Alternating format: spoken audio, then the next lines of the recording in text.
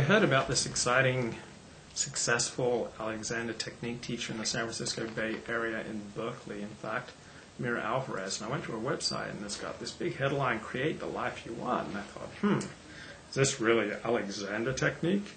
She committing Alexander technique heresy by marketing the benefits of the technique instead of its features such as inhibition, direction, good use, and the whispered R. Maybe she's committing end-gaining, another Alexander sin. Then I interviewed her, and my thinking was really opened up. And she's absolutely right. It's hard to create the life you want when you're doubled over by pain, when you're constrained by all sorts of unnecessary tension and compression patterns. Try creating the life you want when you have such severe carpal tunnel syndrome that you cannot pick up a cup, let alone a pen. Try creating the life you want when you're addicted to emotional highs like love or sex. Try creating the life you want when you're unable to handle anxiety without hurting yourself or lashing out at others.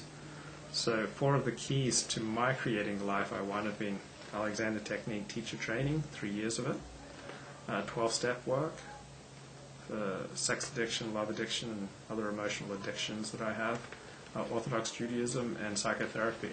So the common denominator in all of those, let's take religion out of it, has been the expansion of choice in my life. So Orthodox Judaism obviously narrows choice and restricts my world because it has such a thicket of laws about what you can eat and basically who you can socialize with.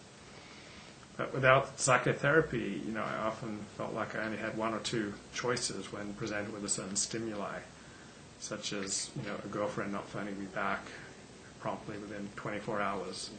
I thought, well, then I have to either break up with her or call her again and lay it on the line about how hurt I feel. There are even more options than that. 12-step work helped me to loosen up my inclination to believe that I could not be happy unless I was in a sexual relationship. And freedom to choose your bliss is a very American value. I love it. I love things that expand human freedom and human dignity.